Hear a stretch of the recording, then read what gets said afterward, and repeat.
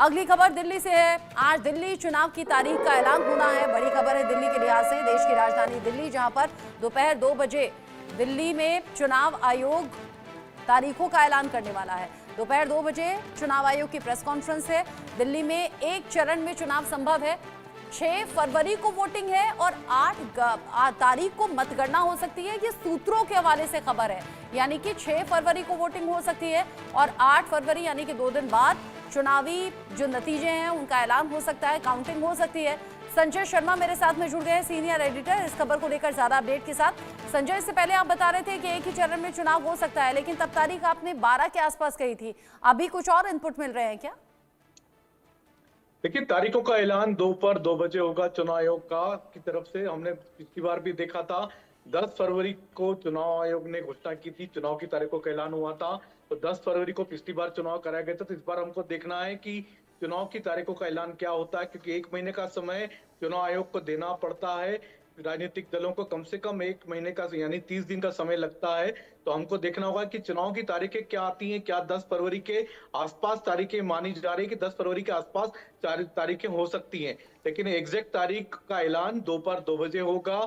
और इस पे सभी राजनीतिक दल अपनी अपनी ताकत झोंक रहे हैं, चाहे बीजेपी हो, कांग्रेस हो, आम आदमी पार्टी हो। जनता के लिए, दिल्ली की जनता के लिए इस समय न्यू ईयर के तोहफों की घोषणा की जा रही है। अरविंद केजरीवाल महिलाओं के लिए 2100 रुपए महीने की घोषणा कर रहे हैं। पुजारियों को 18,000 रुपए महीने देने की घोषणा कर रहे हैं। कल कांग्रेस ने भी 2500 रुपए महीने देने की घोषणा की महिलाओं को। तो प्रधानमंत्री नरेंद्र मोदी ने भी कह दिया कि जो योजना जनहित की पहले से जारी है, वो योजना दिल्ली की जनता के लिए जारी रहेंगी। तो दिल्ली की जनता को न्यू ईयर का तोहफा तीनों पार्टियां दे चुकी हैं अपनी अपनी तरफ से। देखना होगा दिल्ली की जनता किसकी ओर जाती है, किस पर मोहर लगाती है, किसकी सरकार चुनती है। तो ये अभी देखना होगा, लेकिन तारीखों के लिए हमको दोपहर 2 बजे का इंतजार करना होगा। और अभी भी संभवतः तारीख यही मानी जा रही है कि 10 फरवरी के आसपास चुनाव हो सकते हैं दिल्ली में। और ये तारीख पिछली बार भी इसी तरह से हुआ था। 10 फरवरी को चुनाव दिल्ली में पिछली बार भी हुए थे। जिस तरीके से आपने बताया एक ही चरण में चुनाव होगा, यहाँ जितना इंतजार हमें है संजय, उससे ज्यादा इंतजार तो मुझे लगता है पॉलिटिकल पार्टीज को होगा। और दिल्ली की जनता तैयार अपना मन बनाकर बैठी होगी, किसे चुनना है, किसे नकारना है। बिल्कुल, सभी तीनों की तीनों राजनीतिक दलों ने अपनी अपनी ताकतें झोंक रखी है। हालांकि यहाँ पर दिल्ली में मेन जो टक्कर है, मेन मुकाबला आम आदमी पार्टी और बीजेपी के बीच में देखा जा रहा है। बीजेपी लंबे वनवास काट चुकी है दिल्ली में। 3 बार कांग्रेस की सरकार हो चुकी है दिल्ली में, 3 बार आम आदमी पार्टी की हो चुकी है, लेकिन बीजेपी का नंबर नहीं लग पा रहा। बीजेपी अपनी दावेदारी जता रही प्रधानमंत्री नरेंद्र मोदी को आगे रख करके। और दिल्ली में इस बार भी सबसे ज्यादा जो जोर है वो है युवा मतदाता का। युवा मतदाताओं की संख्या दिल्ली में 40% से ज्यादा बताई जा रही है। तो युवा जिसकी तरफ जाएगा, जिधर वोट डालेगा, उसकी सरकार बन सकती है। और साथ ही साथ आधी से ज्यादा आबादी जो दिल्ली की है, 1 करोड़ 55 लाख मतदाता जो दिल्ली के हैं, उसमें आधी महिलाएं, यानी लगभग 79 लाख महिलाओं की संख्या बताई जा रही, जो कि बड़ी संख्या है। और वो सरकार चुनने में बड़ी भूमिका, बड़ा रोल अदा कर सकती हैं। और इस पर क्या 2100 रुपए महीने का अस्त्र चलता है या 2500 रुपए महीने का अस्त्र चलता है, या बीजेपी की ओर से कोई बड़ा वादा किया जाता है, ये देखना होगा। ये भी, इसके लिए हमको बीजेपी का संकल्प पत्र जो आने वाला है जल्दी ही, उसके लिए हमको इंतजार करना पड़ेगा। लेकिन कांग्रेस और आम आदमी पार्टी दोनों ने महिलाओं को 2100 रुपए 2500 रुपए देने की घोषणा पहले ही कर दी है। प्रधानमंत्री नरेंद्र मोदी ने अपने हाल ही में की गई रैली में जो भाषण दिया था, उसमें भी दिल्ली के युवाओं का जिक्र किया था। और फर्स्ट टाइम वोटर्स का लगातार अब जो उत्साह है वो पीएम मोदी चुनावी इस दौर में बढ़ाते हुए नजर आते हैं, चाहे वो अलग अलग स्टेट के अलग अलग चुनाव हो। उसमें फर्स्ट टाइम वोटर्स के लिए स्पेशली पीएम मोदी कहते हैं कि आप घर से निकलिएगा, अपने कीमती मत का इस्तेमाल कीजिएगा।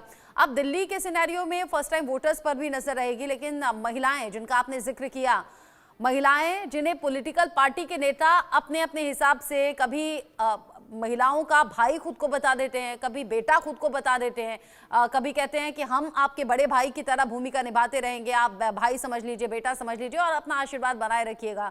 तो महिलाएं आशीर्वाद किस तरफ देंगी? क्योंकि महिलाओं को लेकर जो दिए गए बयान रमेश बिधूड़ी के अभी हाल फिलहाल में 2 रहे, चाहे वो प्रियंका गांधी की गालों पर अभद्र टिप्पणी हो या फिर आतिशी के सरनेम को लेकर जो उन्होंने विवादित बयान दिया वो हो। बड़ा प्रोटेस्ट किया था कल कांग्रेस कार्यकर्ताओं ने और घर पर जाकर लिख दिया था महिला विरोधी। तो दिल्ली की महिलाएं ये सब भी देख रही होंगी, सुन रही होंगी।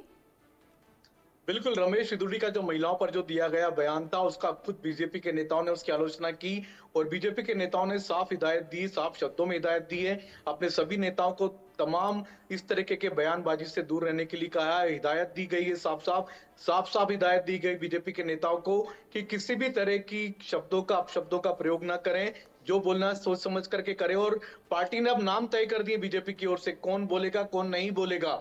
तो बीजेपी के आधिकारिक प्रवक्ता और जिसको जिम्मेदारी दी गई है, वही दिल्ली के विधानसभा चुनाव पर बोलेगा, वरना कोई भी नेता नहीं बोलेगा। यहाँ तक कि राष्ट्रीय महासचिव या नेशनल जनरल सेक्रेटरी लेवल के अधिकारियों को भी, जो बीजेपी के बड़े नेता हैं, उनको भी साफ-साफ रूप से समझा दिया गया है कि वो कोई भी बयानबाजी, कोई भी बात मीडिया में नहीं कहेंगे। तो बीजेपी अब तय करेगी किस नेता से क्या बात बुलवानी है, वही नेता आधिकारिक रूप से बात करेगा मीडिया से भी और प्रेस कॉन्फ्रेंस में भी संबोधित करेगा। तो रमेश सिदुड़ी के बयान से बीजेपी को जो नुकसान हुआ है, उसको कवर अप करने की कोशिशें की जा रही है। रमेश सिदुड़ी ने खुद ने बयान जारी करके माफी भी मांगी है कि इस बयान से किसी को कोई आहत हुआ तो उससे मैं माफी मांगता हूं। तो बीजेपी अब इसको कवर अप में लगी हुई है, लेकिन देखना होगा कि दिल्ली की महिलाएं आखिर किसकी तरफ जाती हैं। जहां तक महिलाओं की बात है तो महिलाओं के लिए दिल्ली बिल्कुल सेफ नहीं है। हम लगातार देखते हैं कि दिल्ली में महिलाओं के प्रति किस तरह की घटना लगातार घटती रहती है और आम आदमी पार्टी इसको लेकर के बीजेपी पर निशाना साधती है कि लॉ एंड ऑर्डर तो आपके पास है। तो बीजेपी लगातार निशाने पे भी रहती है क्योंकि केंद्र सरकार बीजेपी के पास है, लेकिन जहां तक दिल्ली की समस्याओं की बातें, सड़क, पानी, गटर, नाले की बातें, जल भराव की समस्या की बातें, प्रदूषण की बातें, कूड़े कचरे के ढेर की बातें, तो ये सारी की सारी रिस्पॉन्सिबिलिटी आम आदमी पार्टी को लेना पड़ेगी क्योंकि नगर निगम भी उन्हीं के पास है, दिल्ली की सरकार भी उनके पास है। तो ये लगातार दोनों पार्टियों के बीच में लगातार टकराव संघर्ष हमको देखने को मिल रहा है और ये लगातार और जारी रहेगा जैसे जैसे चुनाव करीब आते जाएंगे। ठीक है, नजर आप बनाए रखिएगा। विवादित बयान भी सामने आ रहे हैं, दावे भी किए जा रहे हैं। 2100 और 2500 रुपए के इन वादों के साथ महिलाएं किसके साथ में जाती हैं, किसके वादों पर यकीन करती है दिल्ली की जनता, ये साफ हो जाएगा और आज हो जाएगा तारीखों का ऐलान भी। संजय शर्मा, बहुत शुक्रिया ये सभी जानकारी दर्शकों तक पहुंचाने के लिए।